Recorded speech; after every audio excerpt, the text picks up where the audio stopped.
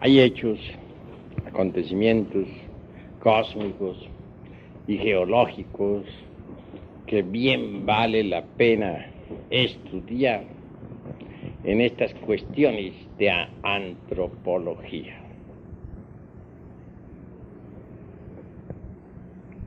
No hay duda de que la antropología científica gnóstica descorre todos los velos relacionados con el origen del hombre y del universo. Se trata de un sol espiritual, maravilloso, extraordinario. Gobierna completamente a la Vía Láctea.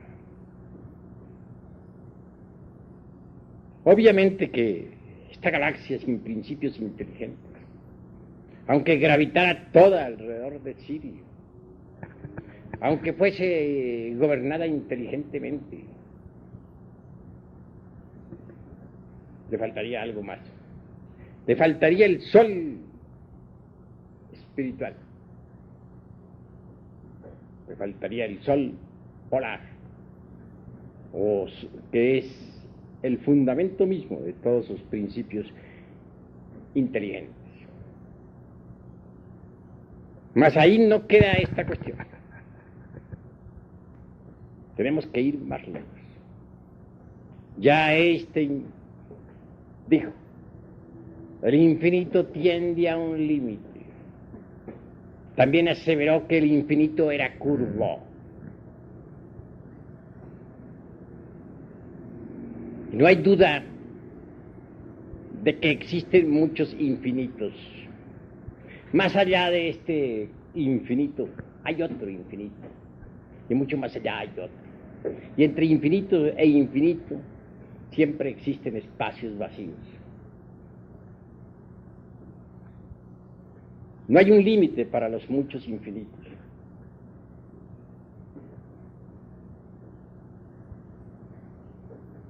Nuestro infinito, el infinito que yo llamaría de Einstein, puesto que fue él mismo quien dijo, el infinito tiende a un límite. Tiene alrededor de 100.000 galaxias, con un promedio de 100.000 soles cada uno, y sus millones de mundos. Esto es lo que alcanza a percibirse con los telescopios. Mas en verdad que este infinito en el que vivimos nosotros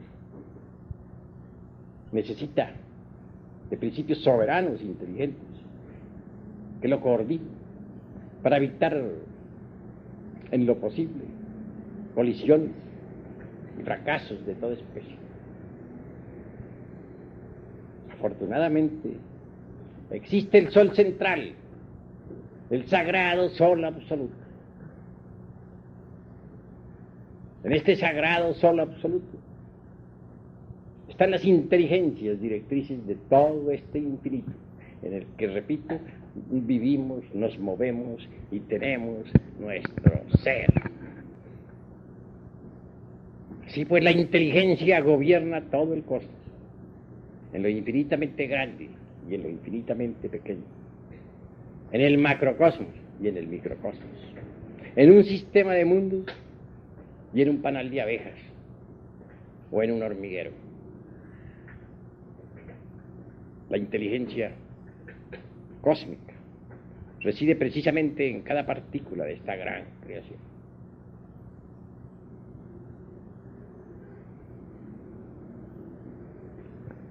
Mas continuemos hacia adelante. Vivimos nosotros aquí, como ya dijimos, en un pequeño planeta del infinito universo. Un pequeño mundo que gira alrededor del séptimo sol de las Pléyades.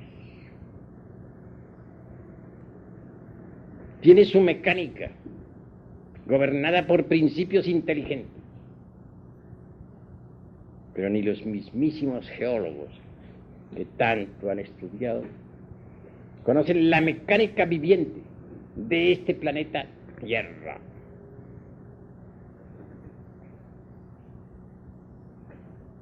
Siempre se ha creído, por ejemplo, que los continentes en los cuales existimos son fijos, firmes, inamovibles. Pero tal concepto resulta equivocado. Bien saben los científicos gnósticos que este planeta más bien se parece a la construcción de un huevo que a una masa firme. Si observamos un huevo de ave, veremos que tiene una yema que es movible y que se sostiene sobre una clara o sustancia pastosa o fluídica. Lo mismo sucede con nuestro mundo, Tierra. En verdad que sí tiene la forma de un huevo. Los continentes son como la yema, sosteniéndose sobre una sustancia clara, pastosa, fluida, gelatinosa, etc. Esa yema no está quieta, se mueve, gira sobre un eje periódicamente. Un día pudo la América y la Europa estar juntas y ahora están separadas, etc. Eso es lo que dicen los antropólogos materialistas sobre la Pangea. Pero desconocen los verdaderos ritmos, el verdadero movimiento periódico y la verdadera historia geológica de esa cosa que ellos llaman la Pangea. Son todavía verdaderos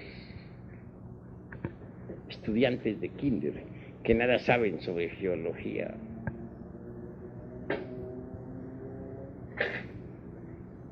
Prosiguiendo, diríamos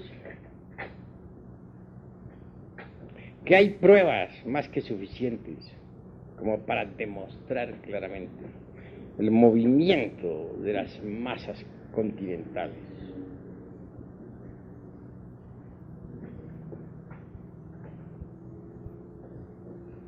Un día existió la Atlántida en el océano que lleva su nombre, continente que ha sido puesto en tela de juicio por los cerdos del materialismo, pero que ha sido debidamente demostrado y en forma concluyente por los verdaderos sabios que de cuando en cuando han aparecido sobre la faz de la tierra.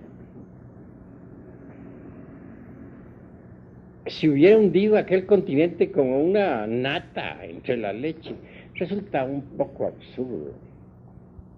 Aseveración necia de los ignorantes ilustrados, que no solamente ignoran, sino que además ignoran que ignoran. Si la Atlántida se hundió, fue a consecuencia de la revolución de los ejes de la Tierra. Mas esto no lo saben los antropólogos del materialismo.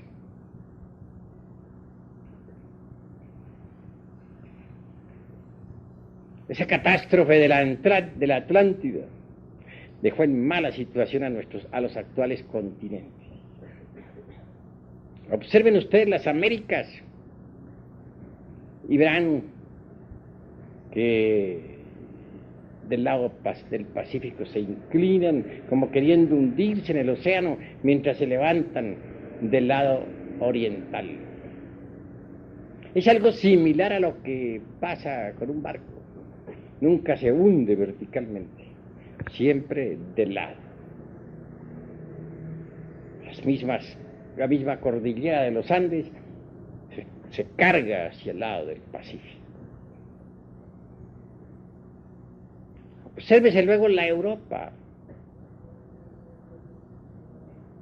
No hay duda de que por el Mediterráneo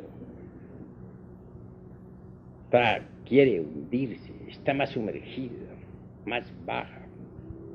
Y todos esos países bajos están inclinados hacia el mar, hacia la profundidad.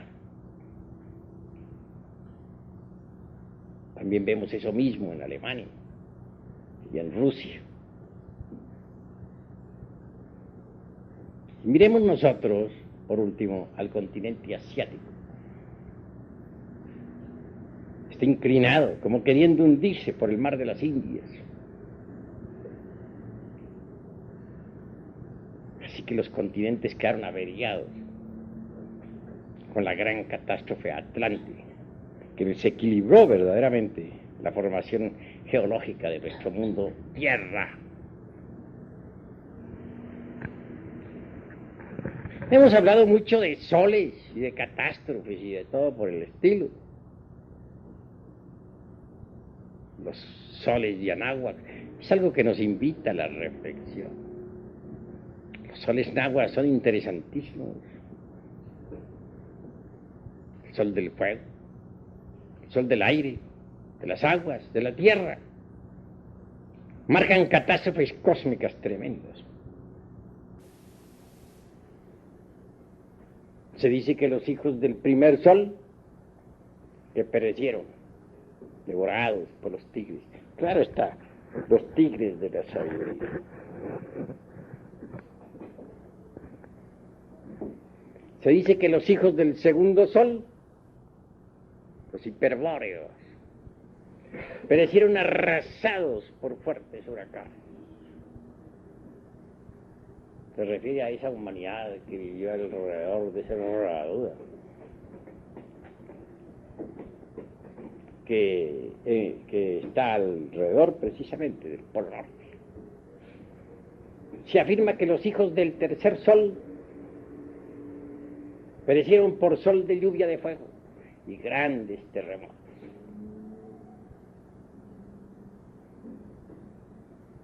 Los lemures, que los hijos del cuarto sol perecieron por las aguas, los atlantes, que los hijos del quinto sol, nosotros, las gentes de esta época, pereceremos por el fuego y los terremotos. Y así será, se cumplirá, dentro de muy poco tiempo. Que los hijos del sexto sol, de la futura tierra de la mañana, perecerán, pero también, aunque perezcan, sobre los soles náhuatl, pasaremos a un ciclo menor. Obviamente existe siempre una edad primaria, una edad secundaria, una edad terciaria y otra edad cuaternaria, etc. Mas no basaremos estas edades ahora en las 5 razas que han existido, no. Esta vez las fundamentaremos en algo distinto. Las fundamentaremos precisamente en ese movimiento de la yema que forma el huevo terrestre, ese movimiento geológico que se procesa periódicamente sobre su propio eje, el movimiento de continentes sobre esa sustancia pastosa, gelatinosa, ¿no? Desde ese punto podríamos hablar de edades primaria, secundaria, terciaria, cuaternaria, etc. De un eoceno, de un periodo primario pues, desconocido para las gentes. Eoceno, del Mioceno, del Plioceno. Sí, con otra clase de catástrofes, pero que también las hay. Con glaciaciones terribles. No lo negamos. La Atlántida marcaría entonces el final de la era terciaria. El final de la Atlántida, claro. Esa era terciaria fue bellísima por sus edenes deliciosos, por sus grandes paraísos.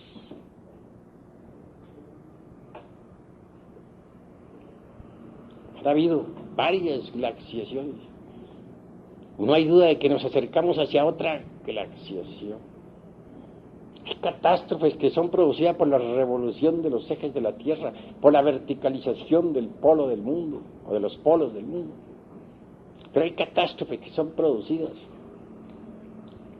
por el movimiento de los continentes.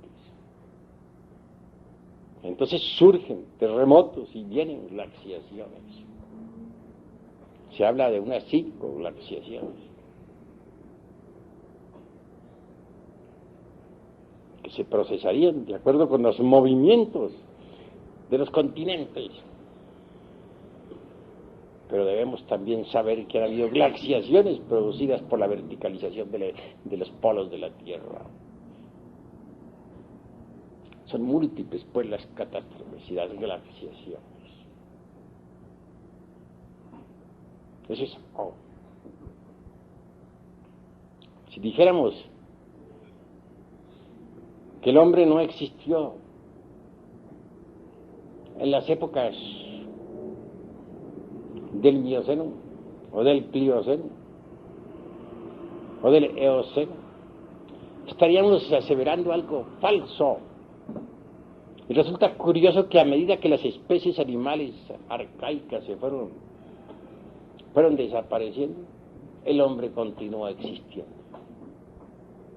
Estoy hablando de hombre, esta vez en un sentido meramente convencional, pues ya sabemos nosotros que el animal intelectual no es el verdadero hombre, pero en alguna forma tenemos que hablar. Eso es obvio.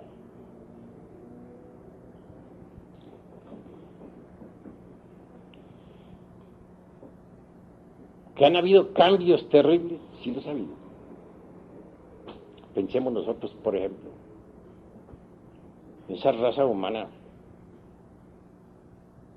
que surgiera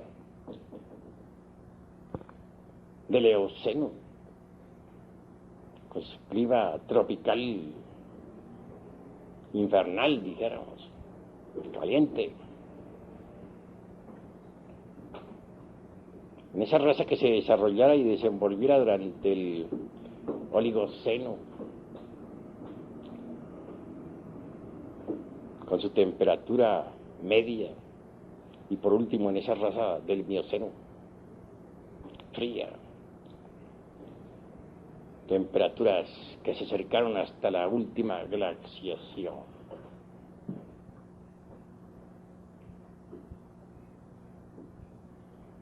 Lo interesante es que a pesar de tantas glaciaciones y catástrofes continúen los seres humanos existiendo. Existe el hombre paleolítico todavía, increíble pero cierto. Y desaparecieron todas las especies animales de los tiempos arcaicos, los enormes reptiles del Mesozoico. Sin embargo, continúan los seres humanos existiendo. ¿Cómo es posible esto? ¿Cómo es posible que todas las criaturas arcaicas hayan muerto y que el ser humano todavía siga vivo? De manera que pasaron las épocas primaria, secundaria, terciaria de nuestro mundo. Todavía vemos a los seres humanos en la calle. Esto nos da autoridad más suficiente como para decirle al señor Darwin y a Mr. Huxley y al señor Haeckel, que tanto daño hizo a la humanidad con sus teorías materialistas, que el ser humano existió desde mucho antes de la época paleolítica.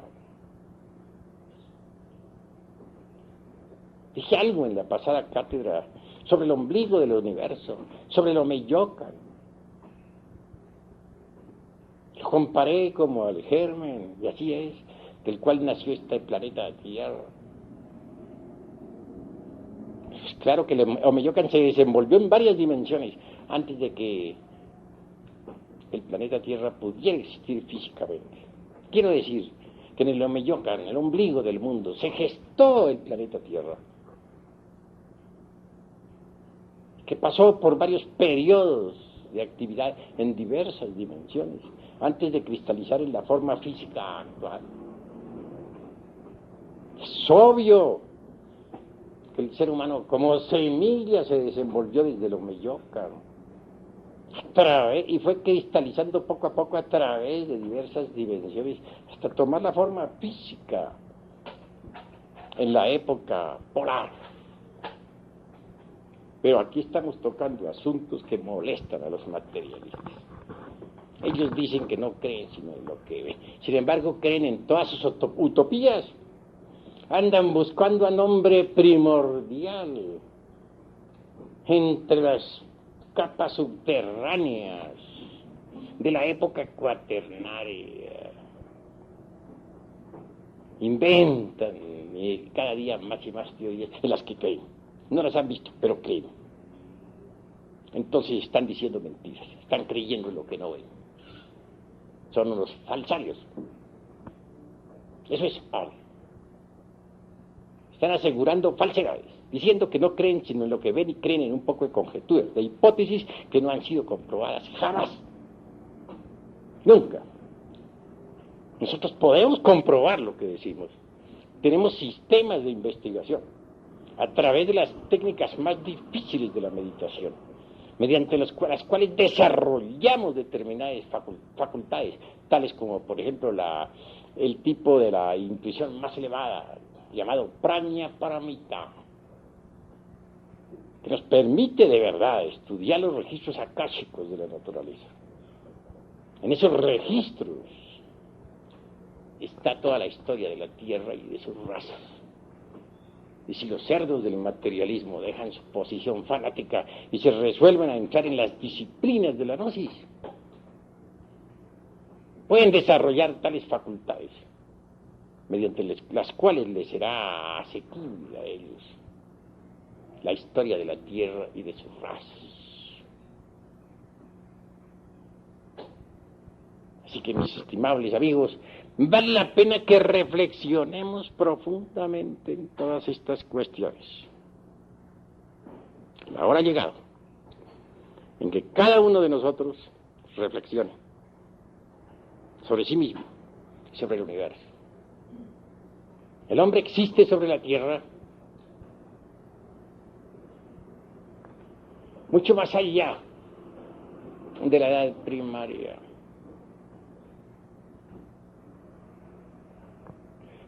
Mucho más allá de la época paleolítica.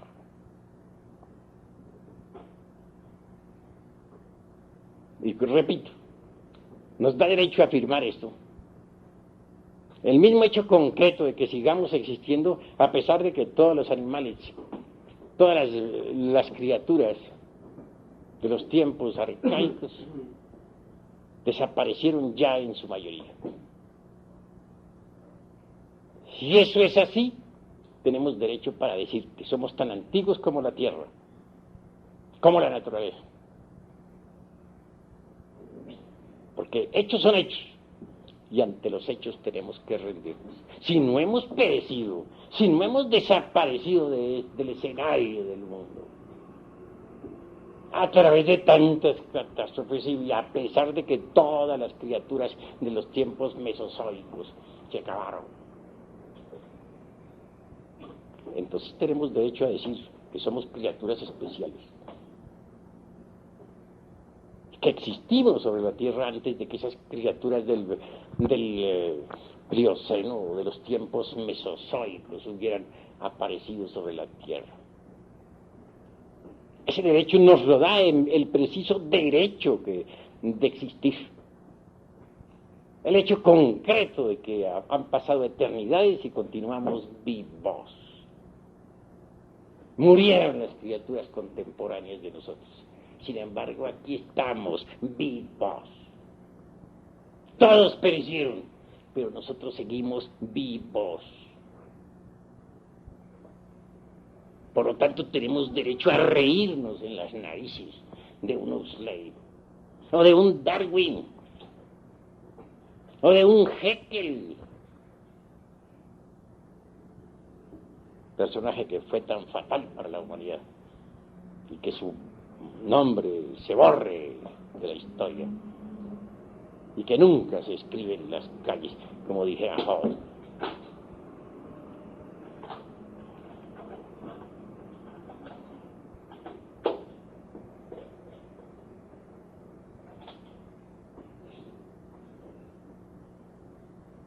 Los distintos escenarios en los que se ha desenvuelto esta humanidad merecen ser tenidos en cuenta. Cuán sabios son los soles maravillosos de los náhuatl. No solamente contemplan a aquella raza que fue devorada por los tigres de la sapiencia, sino también a los hiperbóreos que perecieron arrasados por fuertes huracanes, y a los lemures que perecieron por sol de lluvia de fuego y grandes terremotos, y a los atlantes que perecieron abnegados por las aguas. Esos soles náhuatl van más lejos. Contemplan también los movimientos de esa yema de huevo dentro de la clara. Los movimientos periódicos de estos continentes que tan pronto se separan como se alejan, que tan pronto producen grandes glaciaciones donde perece toda vida, como originan nuevas actividades. Estos soles de Anáhuac trabajan a través de los periodos primario, secundario, terciario, cuaternario, etc. Por último, se les eleva en los cambios de fuego que de cada 52 años. Estamos ahora en el quinto de esos cambios, el quinto sol. Es que la doctrina secreta de Anáhuac contiene tesoros preciosos que nunca jamás aceptarían los enemigos de México, los antropólogos del materialismo ateo. Hasta aquí mis palabras.